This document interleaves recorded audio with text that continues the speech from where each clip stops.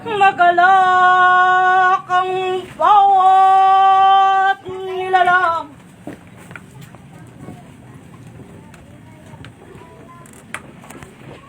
na makarinig ng mabuting balita.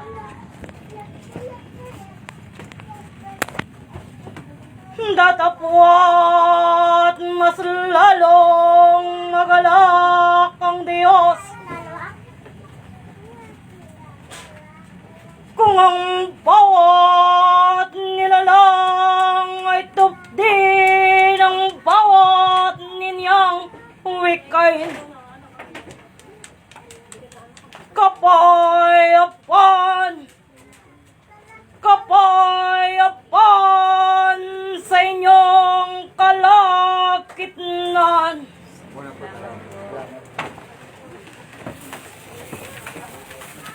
Marapat ang bawat isa sa inyo.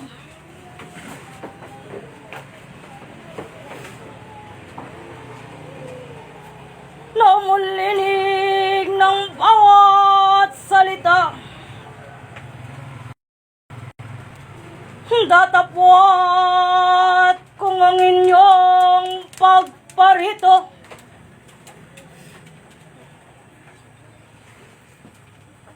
ay upang magpakitang tao sa bawat ninyong mga kapatid.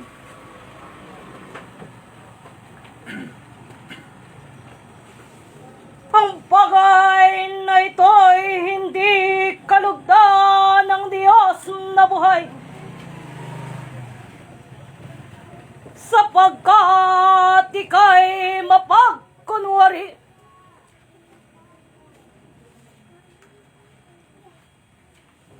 Mapagbanal sa harapan ng Diyos.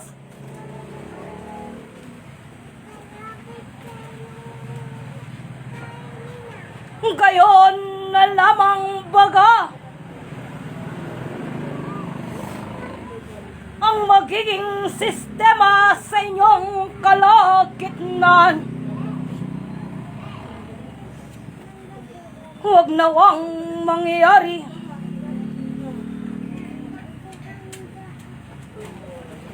ng bawat isa sa inyo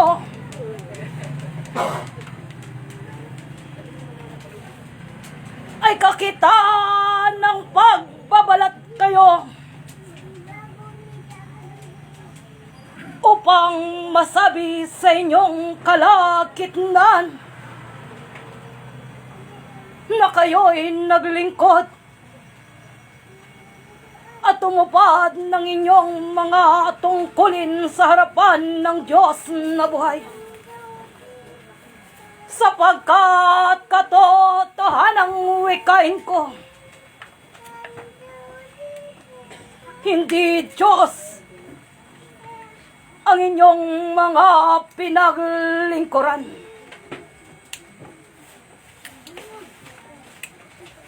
Unawain nga ng bawat isa sa inyo ang bawat winiwika sa inyong kalagitnaan. Bulayin nga ng bawat isa sa inyo upang hindi kayo mangaligaw ni mga hulog sa hukay.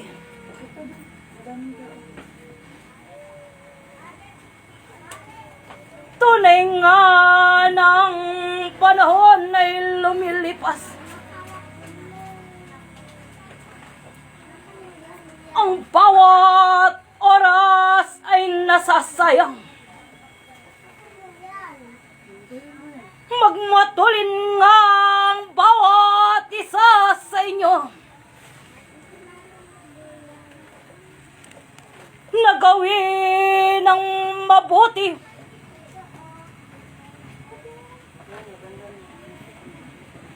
na ikiyos ang matuwid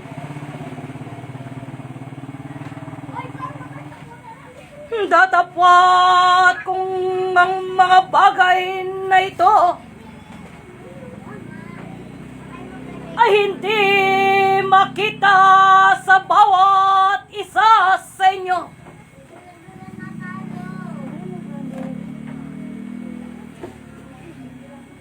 Ang bawat nilalang ay hindi kalulugdan sa harapan ng Diyos na buhay.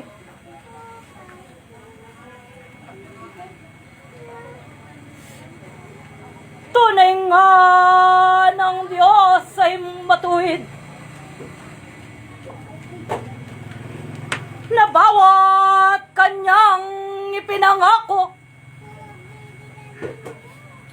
sa takdang panahon ay kanyang ipagkaloob. Kung maging tapat ang bawat isa sa inyo,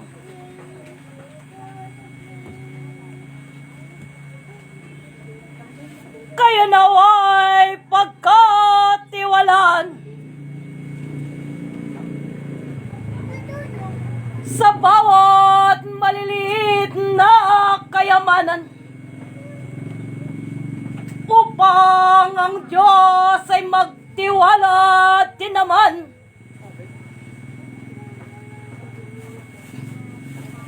sa kayamanan na naroon sa kaitaasan.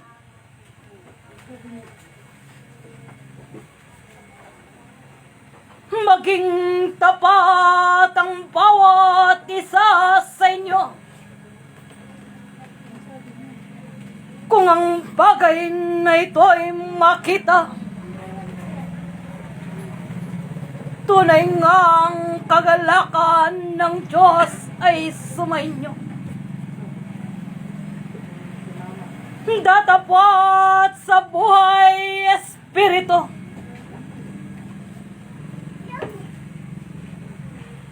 sapagkat nais ng Diyos na kung nasaan ang bugtong na anak sa kapahingahan ay maging gayon din ang bawat kanyang nilalang. Kaya't ano pa aking mga inibig,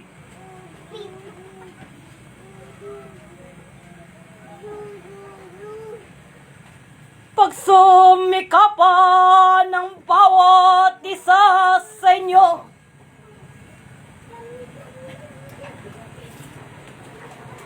na sumunod sa harapan ng Diyos na buhay upang ang minimithit ninanais ng bawat isa na lubos na kapahingahan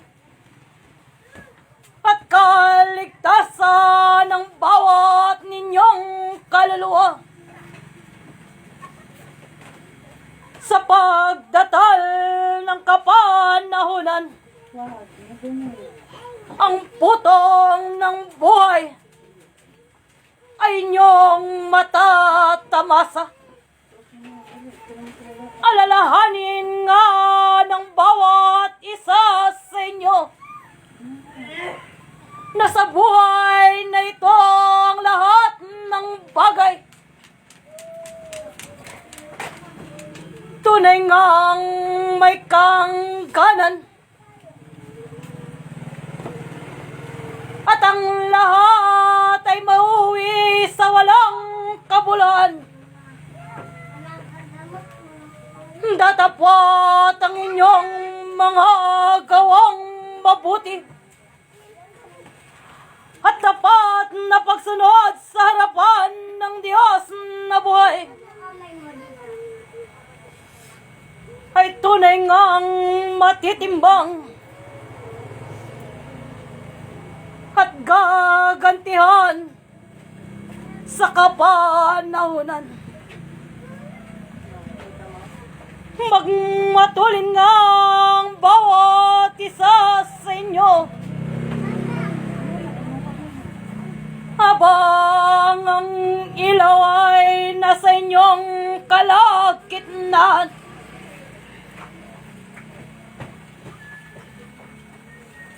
Habang ang ilaw aking mga inibig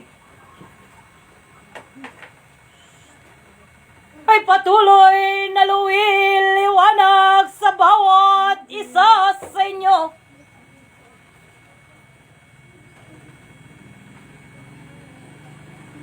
Lumakad ang bawat isa ng may katapatan, ng may karunungan.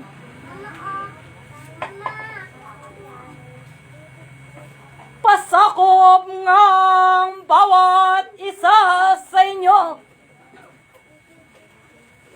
sa kapangyarihan ng Diyos na buhay, upang sa ganon ang tunay na kaligtasan ay makamit ng bawat isa sa inyo.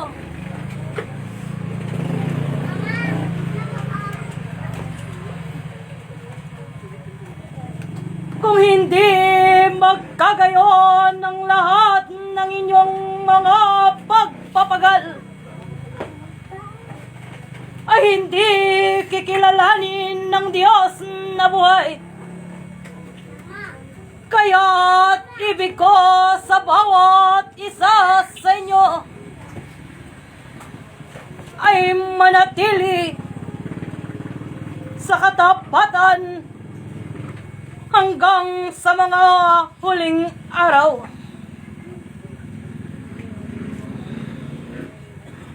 Aklat ng mga Kronika 1, Kapitulo 28, talatang 8-9.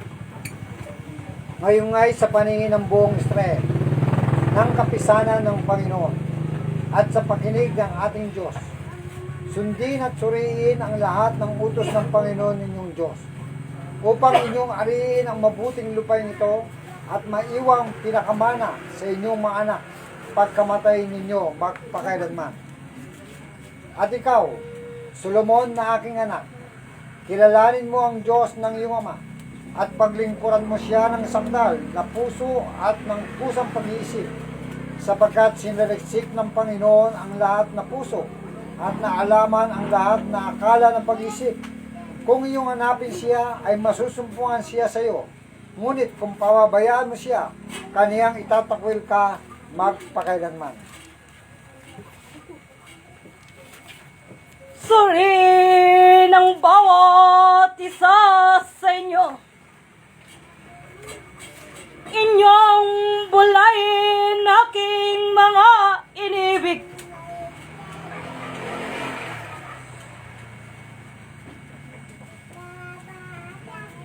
Kung inyong mapagtagumpayan ang buhay na ito sa inyong kasalukuyan,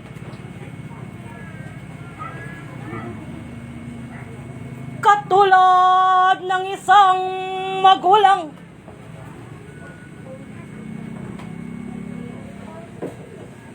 naguguli ng kanyang kapanahunan na magimpok ng kayamanan upang sa panahon ng kanyang kamatayan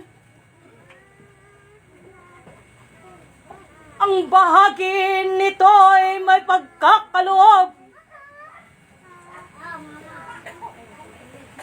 sa kanyang mga anak. Ganyan din sa sistema ng espiritual na kung ang mga mabubuting bagay at ang buhay na ito'y maging tagumpay.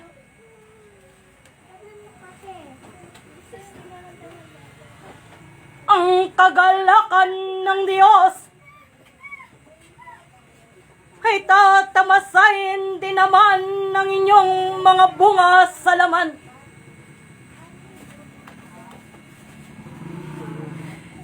Datapat kung ang bawat isa sa inyo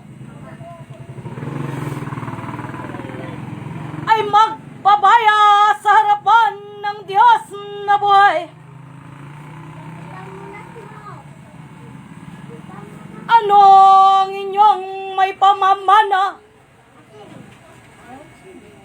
sa mga susunod na henerasyon sa inyong kapanahunan? Ito'y galit at puot mula sa harapan ng Diyos na buhay. Huwag nawang mangyari sa inyong kapanahunan.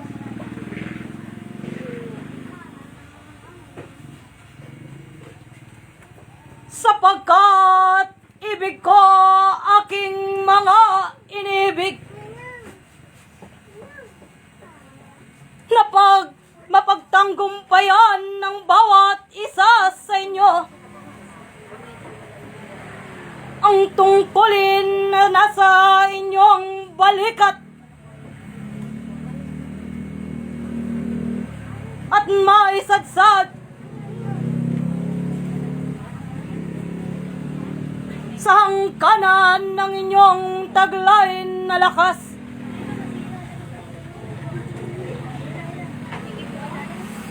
Alalahanin nga ng bawat isa sa inyo na kung paano naging mabuti ang Diyos sa inyong kalagitnaan.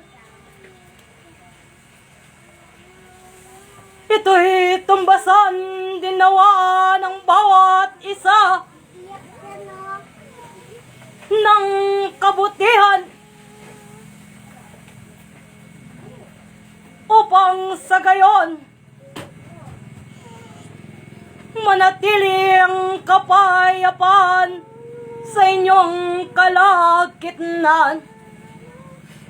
Iyan ang aking daladala na ibig ko ang bawat makaulinig ay magkaroon ng kapanatagan at kapayapaan sa bawat ninyong pag-iisip. Sa pangalan ng Ama, ng Anak at ng Espiritu Santo, Sekretarya ng Kaitasan, Misyonera ng Kalangitan, tagapamagitan ng sangkatauhan, Santa Teresita, adios sa inyong kalagitnaan. Sige po na po.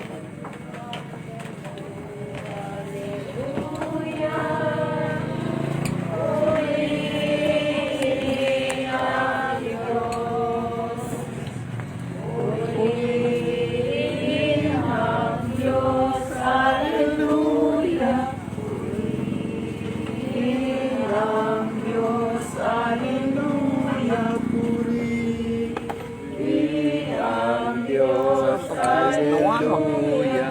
Puri